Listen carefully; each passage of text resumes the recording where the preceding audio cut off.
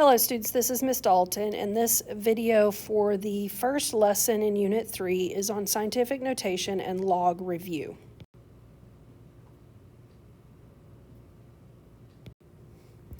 We've already talked about scientific notation, so this is just a review. Remember that scientific notation is a special way to write really large or really small numbers.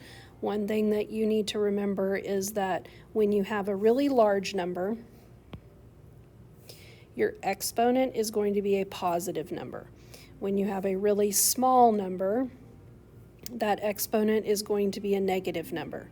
Okay, so just practice these two really quick. When you want to write 402,356.5 in scientific notation, you need to move that decimal in between the first and the second number. So you'd have 4.02355, and then count how many places you had to move it, and that's going to be your exponent of 10. 1, 2, 3, 4. I moved it 5 places. It is a large number, so that's going to be a positive. Over here, write 0.0000256 in scientific notation. So we're going to move our decimal right here. So count how far that is. 1, 2, 3, 4, 5. So that would be 2.56 times 10.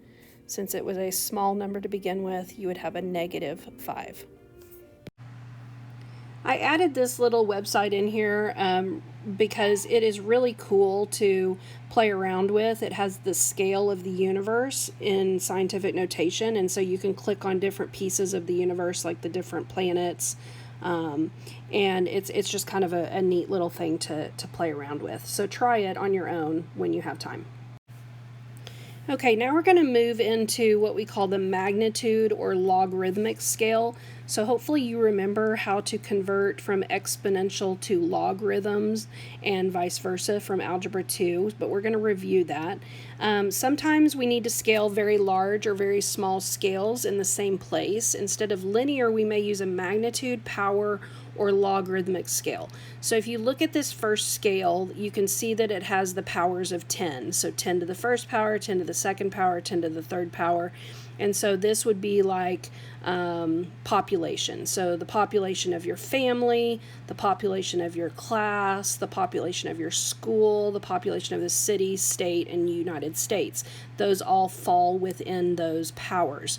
Now, what we can also do is use a logarithmic or exponential scale that is based on the powers of 10. And so basically what we do is we just include the exponent. So 1 would be the log of base 10. 2 would be the log of 10 to the second power. 3 would be log to the 10 to the third power, and so on. And so you're going to see it both ways as we're moving forward. First, we need to review how to write in exponential form from a log, and then also vice versa, going from exponential form to a log. And so I want you to remember this from Algebra 2. If I have to write this log right here, and how we say this is we say that this is log base 2 of 8 equals 3. Okay, and so when you're saying that, that's how you say it. Log base 2 of 8 equals 3. Well, if you remember from Algebra 2, when we convert this to exponential, we're always going to start with our base. Our base is 2, and so we're going to now write that as an exponent with a base 2. The exponent is always what the log is equal to. So 2 to the third power, and then you wrap around and you say it's equal to 8. So you can always do this, but if you'll say it like this, log base 2, that's kind of reminding you that, oh, that is my base 2. So when I write my exponent, I need to use that base. Then whatever the log is equal to, that's your exponent. And then it's equal to this part right here. Okay, so hopefully you remember this from Algebra 2, but we will practice this over and over. So some common logs that we use. Anytime you have a log that has a base 10, That's just considered the common log, and so a lot of the times you'll see it just written like this: log of x equals y.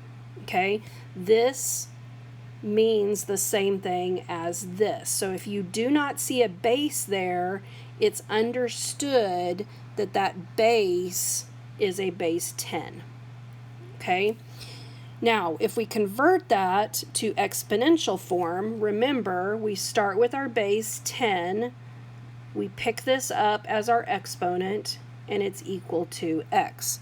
So 10 to the y power is equal to x. All right, so if we convert y equals log base 2 of x, that would be equivalent to start with your base always, come over here, pick up your exponent, so 2 to the y power, and then it's equal to x. So without using a calculator, go ahead and compute these logs. Now I'm going to help you with these because I know it's been a while since you've seen these in Algebra 2. But when you have log base 10 of 100, basically what you're asking yourself is this: 10, because we don't know what our exponent is. We don't know what our exponent is. That's what we're trying to find. So 10 to what power equals 100? Well, hopefully you realize that that power would be 2. Do the same thing here, and I'll just go ahead and use x now. 10 to what power equals 10,000? And so what you're going to realize is that powers of 10 equal the number of zeros you have. So here I have 4 zeros, so that's 4. Now when we do this, what does this equal? Well, notice that this is a small number. So 10 to what power equals 1 over 100? When it is a small number, remember your exponent is negative. So we know it's going to be a negative, and then now we just have to count how many zeros we have. So -2. Okay, let's go over to this one. So this one again is a very small number, and so we need to figure out what exponent is going to give us that small number. So 10 to what power equals 0.0001. What we can do is we can count how far we have to move the decimal to get to the end here. So 1, 2, 3, 4. So x is going to be equal to a -4. If you don't like working on it that way, you can convert that decimal to a fraction. So this would be 1 over, look at the place value, tenths, hundredths, thousandths, 10,000, so 10,000. And again, if you just look at the number of zeros that you have, and just make sure you put a negative if it's a fraction. All right, now let's look at these. Notice your x is in a different place. So if I convert this to an exponent, we start with our base, we go around to our exponent, and then we set it equal to this. So it would be 10 to the 4th power equals x. And so now just go ahead and solve that out. Well, 10 to the 4th power is 1 with 4 zeros. 1, 2, 3, 4. And so it would be 10,000. Okay? Going and looking at this one here, if I convert it to exponent, 10 to the -4 equals x. And so this is going to be a very small number because we have a negative exponent, and it's going to have, so we're going to start with it's going to have 0.123 and then 1. Okay, in this next example, they're wanting you to use a calculator. And so anytime you have a log base 10, if you go to your calculator, you're going to just use this button right here. This is the common log button. So if you type in log, and then you can just type in that number 5. Okay, so our first answer is 0.69 0.89, and I would go ahead and have you round it to, I'd say, the nearest thousandths, but because that 8 is in the thousandths plate and we go 9 after it, that means we're going to round it up, so it would just be 0.699.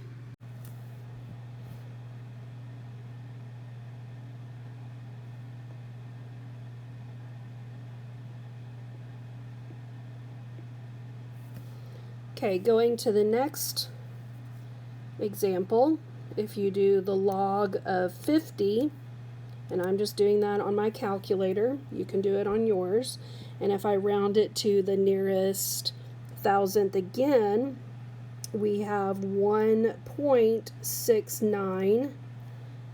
It's 8, 9, 8. We look at the 9 after it, that means we round it up, so 1.699. Then if I do the log of 500, that comes out to be 2.699. And then if I do the log of 5,000, I have 3.699. Alright, so this video serves as a review over some scientific notation and then also just some log and exponent rules that you learned in Algebra 2. This is going to be the assignment that you're going to do in class when you come to class, and so if you want to go ahead and do this on paper, you can, but you are going to enter your answers on the Moodle assignment. Make sure you've taken good notes, and I will see you in class.